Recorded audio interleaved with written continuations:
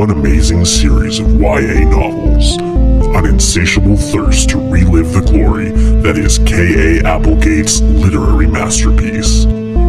This is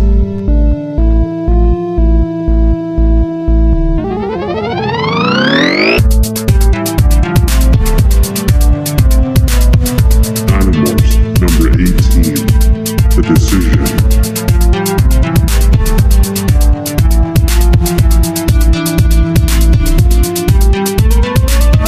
Hello and welcome to the Dork-Bajir Chronicles, a Fanimorph podcast where we read through the Animorphs series one book at a time, then talk about it every week. Today we'll be talking about Animorphs number 18, The Decision. That's an Axe book. My name is Mikhail, the host. And I'm Brayden, the mouse that will play while the cat is away. And that cat is Tessa, who is sick this week. Very unfortunate. Although arguably I would say that you play even when she is. I do, yeah. Tessa is very much, we're a cat and mouse, like Tom and Jerry are cat and a mouse, yeah. But Yeah, not exactly. like the Tom and Jerry movie, where it turns out they talk. Wait, they talk in the movie? Yeah, well, it was released in like the 90s, and the house they're living in gets demolished. I can't remember if it's like an accident or just like Tom's owner leaves them there because they're a psychopath. But they get busted out of house and home, and they meet this rich girl who ran away from home because her like aunt and uncle who were caring for her were actually assholes trying to steal the family fortune. And she's like, oh, all of this shit is happening to me, fun cat and mouse I found. And then they're like, both like at the same time, sorry to hear. And then point at each other at the same time, you talk? And it's like, wait a minute. You mean... At what point in the the movie beginning. is this? Which I guess makes sense. Yeah. The thing that doesn't make sense is why they even made a Tom and Jerry movie to begin with. It's very episodic content by design. Much like the Animorphs. Before we jump into our summary this week, we will have a quick piece of fan mail, which we haven't really designed a jingle for yet. This week, it is from @moviepolls with a Z on Twitter. The Z is not where you expect. They. It's a silent Z, but it's in between each letter. No, just kidding. I shouldn't say, I don't know. They pointed me towards more evidence for the now canon, now that Tessa's not on the show today, Rachel Coe, one true pairing. Is that what OTP stands for? One true pairing. Okay, perfect. But it was just some guy being like, you know what? It does make more sense that Marco and Rachel are together. Boom. Internet face. I will wait and watch as every single person realizes this. And then... So thank you, movie like polls. that one, I think it's a Radiohead video where like this guy's running around and like, help, everyone's just lying down and like letting themselves die, just like of hunger. And he's like, why is everybody lying down? And they're all like, you don't want to know, don't ask me. And that's what it's going to be like with the Rachel Coe ship. Yeah. I think the problem is that the authors are actually behind their, which makes sense, the Rachel and Tobias ship. Yes. Right. So it's kind of like, well, hard to argue with. Yeah. Just like Michael Grant tweeted not too long ago that the female Andalite from the Dork-Bajir Chronicles, her name is pronounced Aldrea. Yeah. That was actually also a question that Movie Polls put out there. Was it really? Okay, perfect. Full That's why circle. Movie It's all Polls connected. retweeted it at you because it was theirs. Perfect. We have a wide network of fans. That's true. Anyways, he said it was pronounced Aldrea instead of Aldrea, and you know, as the authority on things contained within the books that he and his wife wrote, I will give him that. Yeah. I'm not going to be like, after the fact, like Tobias was. Like Dumbledore is gay, like that's that thing. I'm not willing to go that far with it. Dumbledore is but gay. For pronunciations, is like it's a weird sort of in between space between canon and like authors just jerking themselves off. Like, because what J.K. Rowling said isn't that, you know what, Dumbledore's gay now that the books are done. She said, I always wrote Dumbledore gay. and thought that the reason him and Grindelwald got along was because Dumbledore had romantic feelings for Grindelwald, which is like, it's not so, you can't say that it's not canon because because like, yes, it's not displayed quote unquote in book, but like at the same time, why would a secondary character's sexuality necessarily be displayed in book? The early aughts was a weird time. The Harry Potter books had just finished. We were all very lost, and we were willing to take her word for it. I think the point, I completely agree with you, and I think that in a way, Rowling saying like I wrote Dumbledore as gay, it's kind of like a fan theory about it from the author themselves. Yeah, which is of course totally fine. The problem I have is people being like, J.K. Rowling said Dumbledore is gay. That's the part I don't like. Where like they assume because she wrote him as gay that he is gay when he's allowed to be like asexual. Like, why do you have to be one or the other, right? It's a fictional character. Why are we talking so much about this? Oh, like, hit me with honestly, that summary. I've had that up my sleeve ever since Michael Grant said on Twitter that Marco was bi. So yeah, because it's also like, well, it's a similar situation. Like, I don't accept that as canon because it's outside the books. Mm-hmm. You know what I mean? Anyway, should we get into the summary? Anyways, that's a whole thing. Yes, hit me with the summary. All right, so this one opens up with what I'm going to call a red herring story, because we open up with a very interesting tidbit of information being fed to Axe and the crew by, oh damn it, what's his name again? Eric the Chi. Yeah, that a high-ranking member in the second in command of the Secret Service is going to be in a hospital in their town under Yeerk watch, and they're thinking that they're going to try to controllerize him. So they're like, well, I guess we got to go stop that. So about a quarter of the book is dedicated to morphing mosquitoes, or acquiring mosquito morphs, going into the hospital, creating a distraction, and then going like as mosquito. Oh, I forgot to mention why they morphed mosquitoes. They morphed mosquitoes because they realized we only need someone's blood to morph into them. If we get this guy's blood, which is like an insane twist. Yeah, it's crazy. Right. It's like, holy shit, this opens up everything. This opens up so many. Why would you even bother going to the gardens anymore? Just like, I mean, where would they get blood, Sam? I thought I had a plan in my head, and I was going to be like, oh, series blown wide open. K.A. Michael, but care to okay, comment? so no. It also brings up another point, which is you can acquire morphs in Morph. Was that what they were talking about? It's not what they're talking about. It's the fact of the matter. They're acquiring something while in a morph. So does that I don't mean think I don't think they were gonna. If you were a bear and you took a bite out of something, can you acquire? They them? actually didn't really specify it. I think it must have been deliberate. Like Michael and Catherine must have wrote this sort of vague. What were they gonna do with the blood? Were they just gonna drink it up and then acquire it in morph? I guess headcanon was that they were going to drink it, get out, spit it on the ground, if a mosquito has a gag reflex or whatever, and then just use the blood there. They did not specify the plan, and I think that might have been deliberate. But it doesn't matter within the context of this book, because as Axe is landing on the Secret Service agent, they suddenly pop out of existence, and they wake up in this weird, like, blank void, and they're looking at, like, the insides of themselves, and they're, like, stretched out, like, all over, and they're being pulled along in, the field of what Axe recognizes as a Andalite battleship, manned by a bunch of Andalites.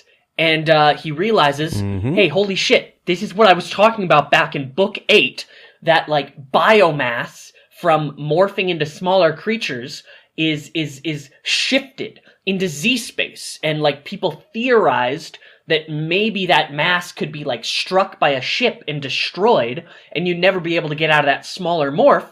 But it looks like that actually happened, and we're just being dragged along behind it. Holy crap! And they pass out or something. I don't know. Because suddenly they wake up again inside the ship, and the captain and the immediate inner circle crew are like, "Hey man, what are you doing with these aliens that can morph?" Axe quickly explains the situation, sort of dodges around the question of who gave them a morph. He tells them a bit too much of the truth, so they start like poking holes through like, well, wait a minute, if you gave them the morphing technology, how did they save you? But they also, there's this big bit where like the cat, where they justify Axe telling 100% of the truth, but also you know what I mean. There's this point where Axe saves face, but like it's a bit of politicking, you know, because like he can't say that Alfangor gave these kids morphing technology because that's illegal to the Andalites, but if they would forgive him because he's just like a cadet, but they poke holes in it and they say like, well, wait a minute, you couldn't have given them the morphing technology, but also they realize, oh, so that means Alfangor gave it to them, but we can't say that because Alfangor has to be a good guy. Yada, yada, yada, on and on. Yeah. They get to the Battle of Lyran. You may or may not remember from book 15, Lyrans are the amphibious race that have the ability to perfectly read minds and perfectly send psychic messages within short range. You can tell the difference between their thought messages and thought speak, because rather than being in those little like triangle parentheses, is that what it's called? When it's thought speak? It's like it's a greater than and lesser than. So here's a fun little sidebar. I drive about half hour to work and half hour back every day, so I have a long commute. And so I got a reader for my phone that I could read the book, and then like it's free, but I mean like, and then it reads it in like the text to speech thing, so that you can kind of like hear it when you're not reading it, and then when you are reading it, you can switch back, and it's like where you stopped hearing it. Fun fact, it can't do that for Animorphs because every time they thought speak, the person is like, and then Axe said in thought speak, greater than. What are we going to do here? Lesser than. And it's like, oh God, it's so irritating. Anyways. Yeah. So that's how you differentiate between Andalite thought speak and Lyran psychic powers. They're on the Lyran homeworld. The Andalites are attempting to work with the Lyrans to send off, to get the Yeerks off this planet at all. But from what Axe gathers, the Andalites and the Lyrans aren't working together that well. The Andalites are being like sort of what we've sort of guessed all along. The Andalites are hold themselves above a lot of species. They like try to keep their technology secret, and they don't think they can work together. It's a very they believe they have to stick to their own is the sort of impression I got, and they don't want to they don't trust the Lyrans to plan alongside them. So it's essentially, this is just like this is a three-way battle, and just two of the armies happen to not be fighting each other. Yeah, this is great. I'm loving this. It's so streamlined, this summary. Yes. It's at this point, Axe sort of starts to theorize. He's on the bridge with the other Andalites. The captain invited him on the bridge, and left the humans in the medical bay. But the Axe starts to theorize, I think maybe the captain's trying to tell me that I shouldn't trust the humans or like people that aren't Andalites, and maybe that's for the best, because now that I'm with the Andalites, I'm just gonna go back to my home world and like get the humans will go their own way, and that'll be fine, right?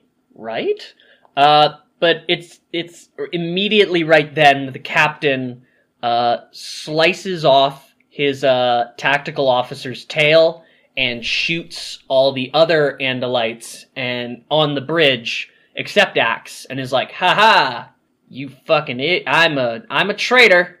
Yep, I went ahead and betrayed y'all." And Axe is like, "Oh no!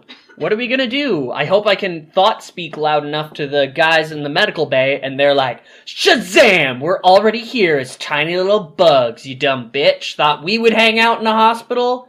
Fuck no." And Axe is like, I should have trusted my human friends." And they're like, yeah, you really should have. Ooh, awkward.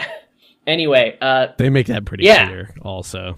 That they're not impressed. No, yeah, they are not impressed. Pretty much from this point onwards, it's pretty sketchy with Axe. They're like, okay, you've been a bit of a dork. Anyway, at this point, they defeat the cat. Oh, I just would like to mention, during that first 1/4 of the book that I said was a bit of a red herring, they end up face to face with Visor 3, who becomes a bird from the Andalite homeworld, and attacks Axe in seagull morph. Axe runs away, flies away, and ends up landing on the roof of, a McDonald's or some fast food restaurant like that, nobody can see them on. So he morphs into an Andalite, Visor 3 morphs into an Andalite, and they're about to have just a one-on-one tail fight.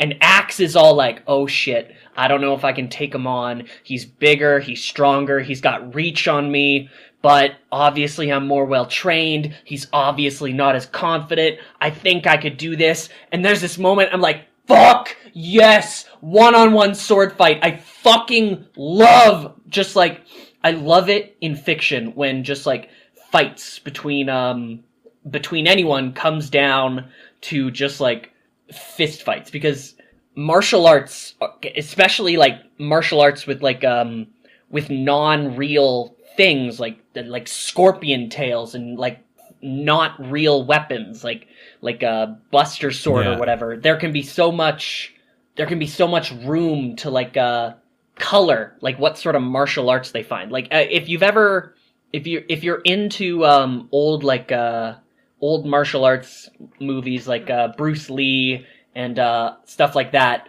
you could tell who a character was by how they fought. Are they down low? Do they have their fists out? Are they got a straight back? You could tell so much. Tiger style, monkey style. Do they use a weapon? What does that, are they both using weapons? If somebody's using a weapon and another one isn't, then the person using a weapon is duplicitous and scary. I was just going to say, because a lot of these things you really need to think about, how their additional non-human things are adding to this, right? So their arms are weak, so you know that there's going to be very little arms involved, but what are they doing with their arms that can help them in combat? Secondly, unlike humans, they can see 360 at all times, which means in MMA and real wrestling and stuff where, oh, here's a move, here's the counter, here's the counter, here's the counter. So at a certain point, if you can see in every direction, I want to see the two best fighters go at it and just see how many 1,000ths of a second you have to be and how many counters there must be for every single thing. And then you got people who are so advanced that they're using their hooves or their arms in such a way that people weren't expecting. You know what I mean? Yeah, I think it's pretty dope. And there's just such a rich history that you can glean from someone describing, especially from a first person perspective like this, someone describing their style and other styles, like in Star Wars, when they started expanding the universe, there was oh, he's holding his lightsaber above his head but keeping a low stance. That's a Benganese Falcon style of lightsaber fighting. Oh, he keeps his lightsaber off, but turns it on as he jabs. That's this style of fight. There's so much you don't have to tell everything about it. If you just give oh, Visor 3 holds his tail right in front of his chest. He's ready for a vertical slash. Yeah. That's Bunza style. Just telling me that there is a Bunza style is so much more valuable than just nothing. Yeah. And I've been going on and on. They completely blue ball us. I'm on your side. Yeah. They completely blue ball us, and Visor 3 runs away. He just like jumps into a dumpster, literally, and morphs into a human. So anyone who sees him just finds a human in a dumpster. And he's like, haha, you can't jump down, Andalite, or else they'll see you. Also, like, what is he wearing? Nothing. Because Nothing at all. Yeah. But, like, I think Visor Yeah. 3 has been on Earth long enough that he knows, like, if they see me naked, that's weird. If they see me naked in a dumpster, Yeah. weird, but nobody's gonna ask questions. Yeah, that's true also. Anyway, we were right. We were on the ship. The captain just betrayed everybody, and we're doing it again. Axe is squaring off with a ostensibly superior officer one-on-one in a tail fight. Can he fucking do this? It doesn't matter. The tactical officer grabs a gun and shoots the captain. They did it to me again. Both of my balls are blue. Both of my Andalite balls are a bright purple at this point. Bluer than they should be. Bluer than they should be. Yeah. The tactical officer announces to the ship, hey, our ship is behind enemy lines. Too far to back off now because the captain downloaded a virus or something. We're fucking blowing this shit to smithereens. U5, get out of here. See if you can do anything on the surface. And they're like, oh, sorry, you're gonna die. And there's this really cool moment where Axe gets to join in with their like death ritual, and it describes this like psychic shout of like 100 Andalites going up at once in this like vow to serve prince and people. And I got some major fucking chills. I love that shit. It was pretty good. Oh, yeah. I was into that big time. That was great. Hell yeah. All right. So at this point, they make it to the battlefield, and they start just moving their way down to try to get to like the captain of the Andalites. But they end up in the battle. They scrap a little with some Dork-Bajir, but as Axe looks up to Tobias to say like, hey, Tobias, do this thing quick. Where the fuck is Tobias? Tobias literally blinks out in front of him, and they have no idea what just happened to Tobias. They gotta keep going, though.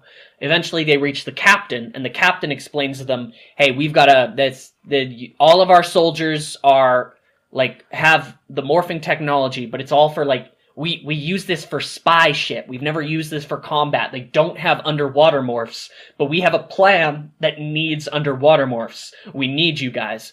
You're gonna go into an underground river, and you're going to blow up one of these volcanic bubbles underneath the continent, and it's going to collapse the whole continent. The Lyrans, they don't give a shit. They live underwater. They can live without a continent.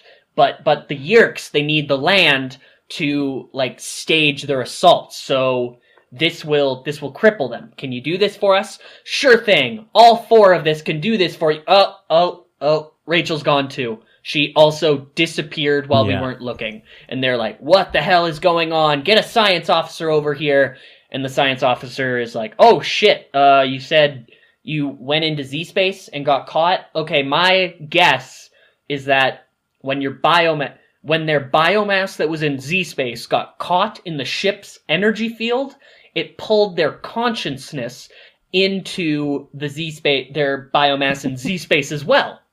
So they've been like in these bodies going around for this whole time, not 100% knowing what's going on, but now the morphing technology has sort of realized, oops, that's a glitch. I'll put you guys back in the small morphs you were on Earth, or maybe just in Z space. They sort of leave it up to interpretation. Hey, maybe when you get snapped back, you're just going to be in Z space and die in 5 dimensions. And they're like, well, I guess we should make it count if we do. They head underwater, they run into some Lyrans, and they morph into hammerhead sharks, which they know are apparently, like, the Yeerks wanted the hammerhead sharks. They were trying to, like, genetically modify them to be able to put Yeerks in, because hammerheads are apparently more fucking badass than anything on the Lyran homeworld. So they head down and they fight some Lyran controllers. And the Lyran, from one of the Lyrans that's being controlled, sends Axe a vision telling him to specifically bite off a lobe at the back of its head. And so Axe does, and the Yeerk comes out, and a big part of his brain comes out, and the Lyran is still kicking, though, and is like, in its own psychic speak, the one underlined, not in greater than, less than signs, he's like, oh, thanks, guys. We can live without huge chunks of our brains, and we'll just heal them back. We're fucking lizard amphibians, bitch! And they're like, wow, a completely guiltless fight. I mean, like, we've been killing swaths of humans in Dork-Bajir. I don't know. I don't understand why Catherine and Michael wrote this moment, to be quite honest. I think it's because... Oh, wait! Okay, no, yes.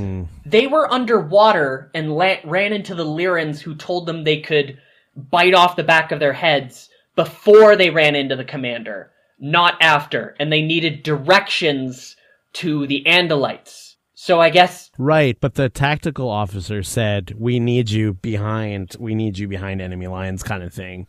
Like, we need you to do water morphs and stuff like that. Was that the tactical officer? I thought that was the... That was the tactical officer on the ship, and then later it's the prince who's like the war prince. Yeah, the tactical officer on the ship said, get to the Andalite side, see what you can do. And they get to the Andalite side, they get past the Yeerk enemy lines, and then they go underwater more, fight some more Lyran controllers. You're not wrong, because, like, if you think about it from a narrative point of view, they could have just already known where the Andalites were. Like, they didn't need to do all this other stuff. It feels like padding. Okay, that's fair. Because they basically get orders. They get orders from the tactical officer to do this, which is to find someone else to give them orders. Do you know what I mean? But if the tactical officer already knew that, he could have just told them that, and they could have just gone and straight and done that. Okay. Yeah.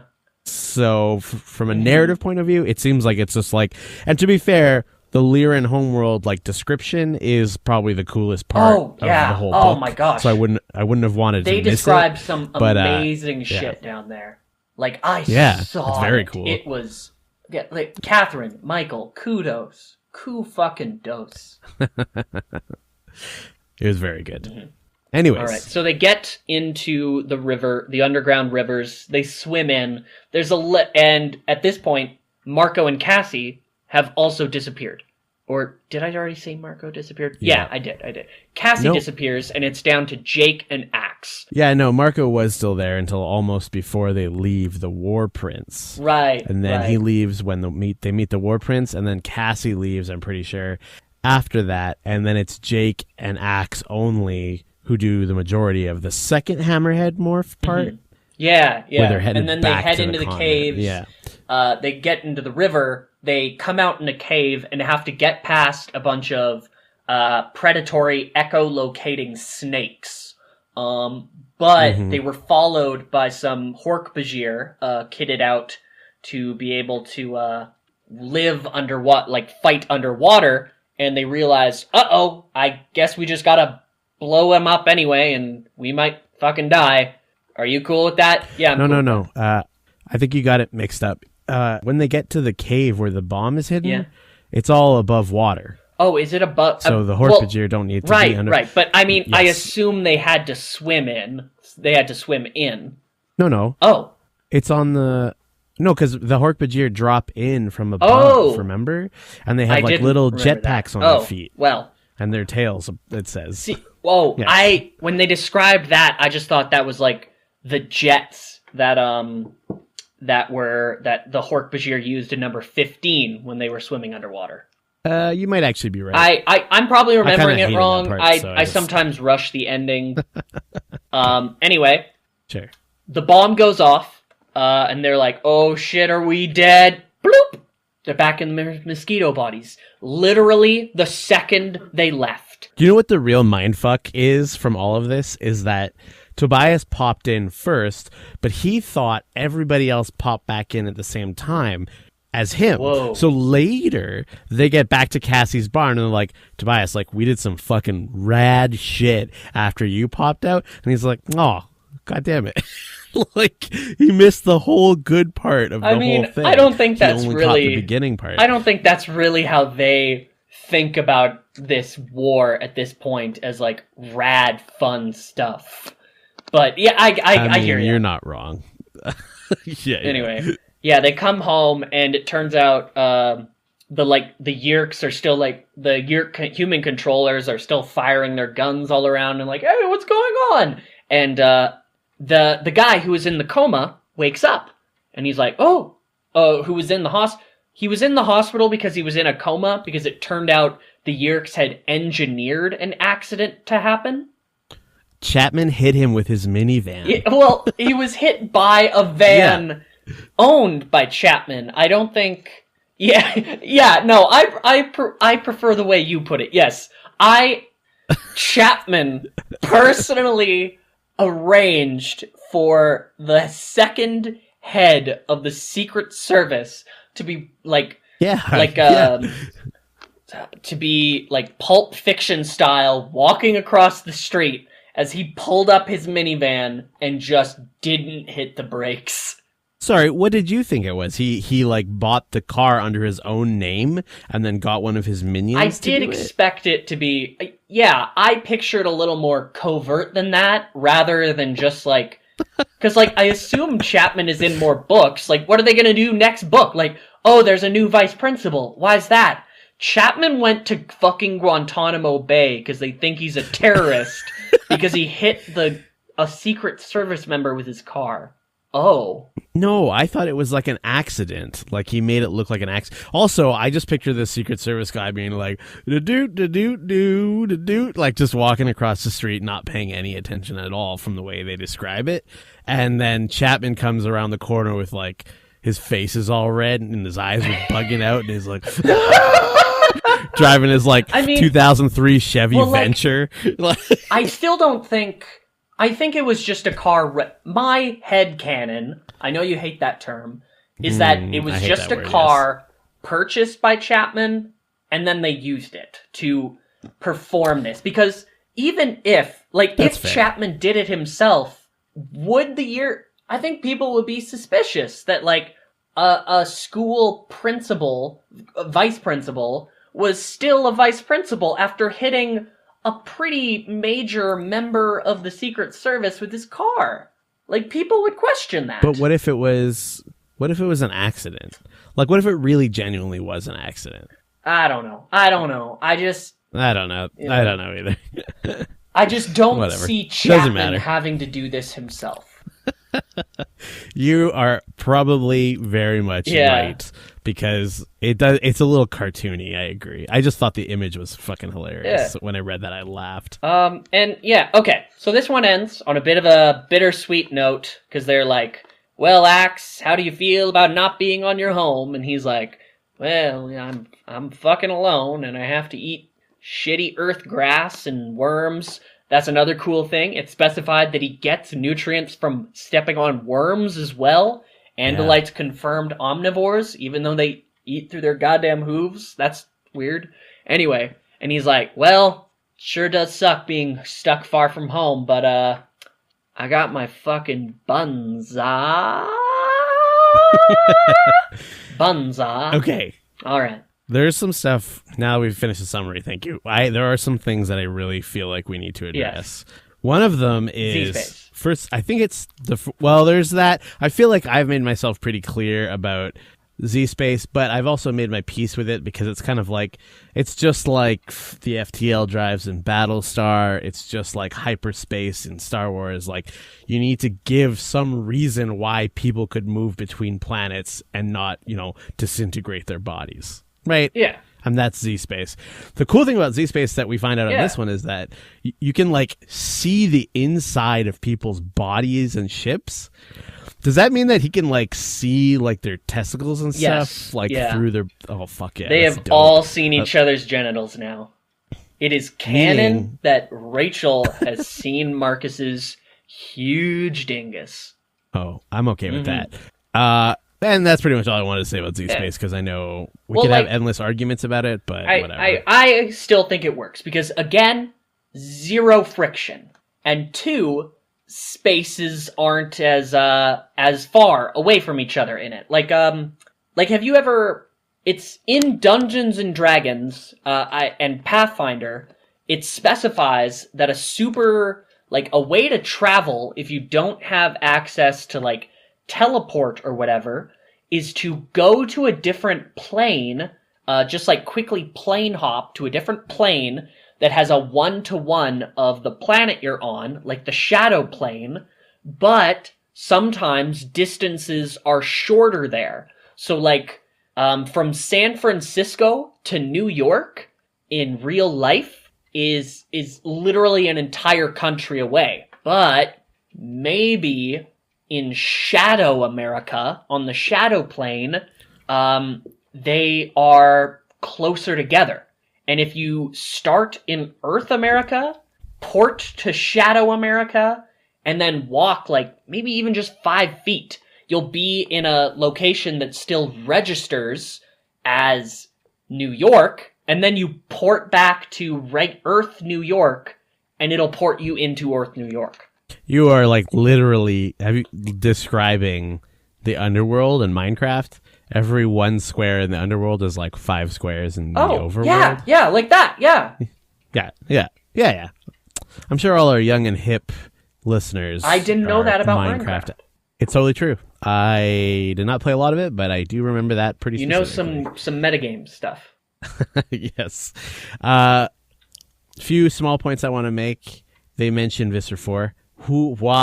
They mentioned Visser 4 in passing, and it's like, no.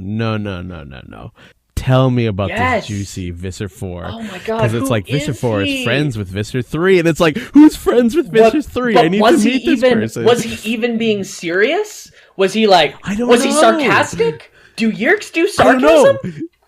There's so much to unpack in that like one sentence, and they just totally brush over it. Fuck. Anyways, that's a small thing, but did pique my interest quite a bit. Oh yeah. They kind of do that a lot, actually, because there's like we mentioned before, there's the blue balling on the tail fights, there's the Visifor tease, but there's also a part where, I'll see if I can find the page number, I think I bookmarked it, but it's like, Axe is describing how morphing technology works. Oh, you know what? And then they're like, no, shut up, that's boring. And I'm like, you idiots. Well, like, this is the most interesting thing he's ever said. Okay, it's page, oh fuck, where is it?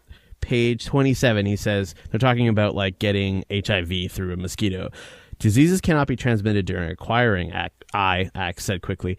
The acquiring process absorbs only DNA, and that DNA is isolated, encapsulated within your own bloodstream in a super low temperature, and thus very stable.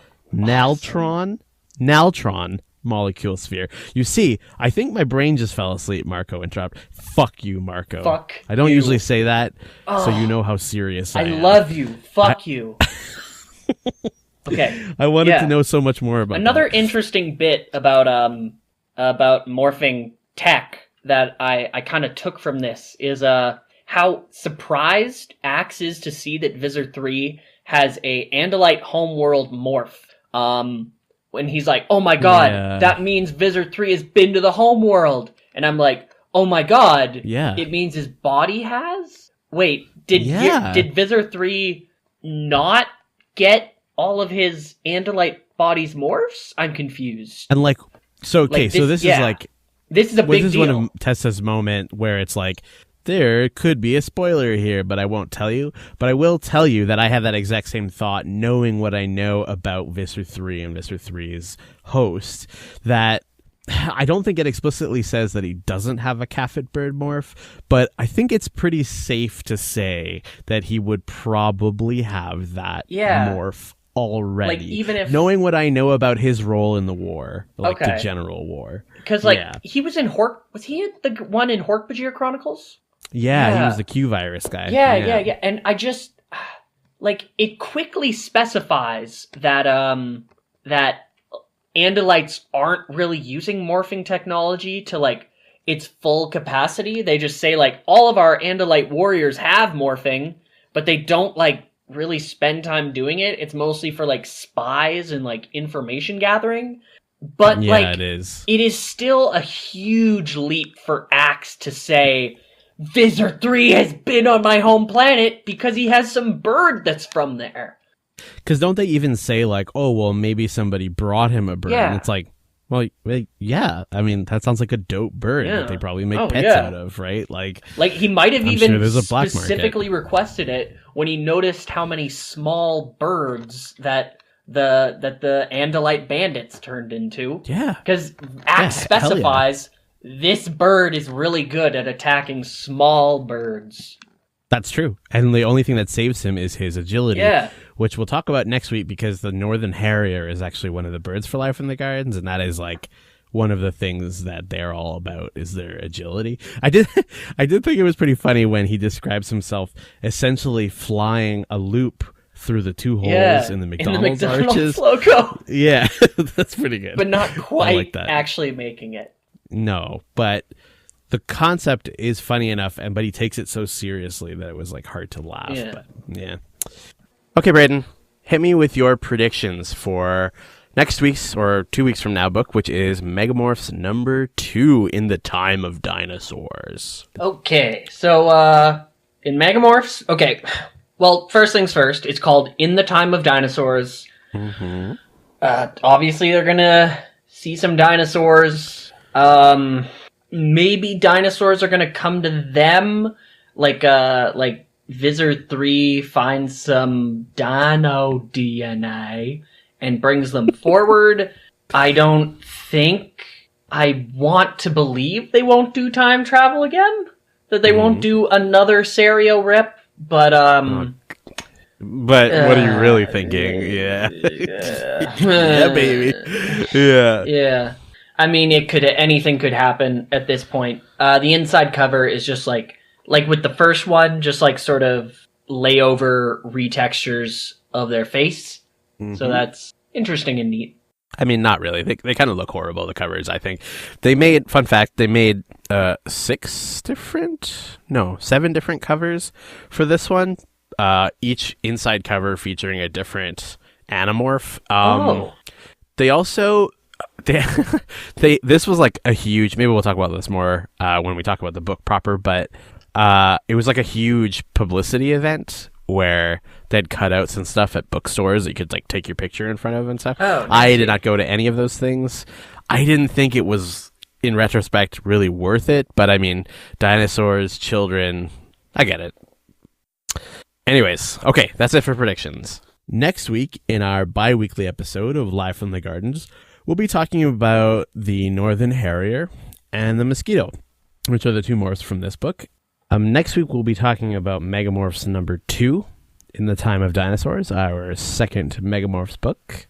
Until then, you can find more of our stuff on collectivelegacy.org on our podcast page, or you can find us on Twitter, Tumblr, Instagram, Facebook. I recently started a new page at us.gov. They have a dedicated Fanimorphs page now. I'm working on getting the canada.gov website to do the same. We are officially a subdivision of the ICE. Yeah. Oh, definitely. Yeah, watching out for Yerks. And also, they are dedicated to deporting them. It is actually super sad. Oh. And got dark. Yeah, remember while you're engaging with all of that social media to like, subscribe, or we're gonna find you and we're gonna cut your goddamn head off. Like fuck. I'm gonna snap you into Z space, check you right out. Oh yeah. Find your weak point and then and I'll put a knife up against your body, and then when you snap you back, the knife will be inside your already. body. Exactly. Except we probably don't have to bother with that whole weak point thing because it's It's definitely going to be the heart or genitals. I mean, that's true. Yeah. Also brain. There's there's a couple of weak points on a human, actually. Join us next week for the Weak Point on a Human cast. No, for the Fanimorphs, my name is Mikhail, the host. And I'm Braden. And I don't actually know which one is Tom and which one is Jerry. This has been Fanimorphs, the Dork-Bajir Chronicles. Keep it real, Tom and Jerry style.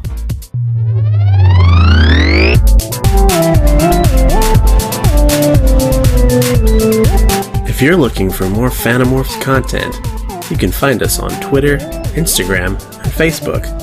Just search for Fanimorphs, the Dork-Bajir Chronicles. Hi, hello, welcome to the ad for the show. I'm Mitch, the host of Whack Talk Radio. On this show, I talk to interesting people about interesting things. Do you need to know more than that? Okay, fine. Pretty much we'll talk about whatever my guest is interested in or passionate for. Sometimes it'll be silly, sometimes serious, sometimes a bit of both. Whatever the topic is, hopefully we'll find a way to make you that much more of an expert about it. You can find us at collectivelegacy.org, along with some other equally awesome shows on our network. New episodes of Whack Talk Radio are every Sunday and Thursday, wherever you find your podcasts. Let us know what you think on Facebook, Twitter, and Instagram at Whack Talk Radio. That's WENGH Talk Radio. Whack Talk Radio. Brought to you by Collective Legacy, a podcast network.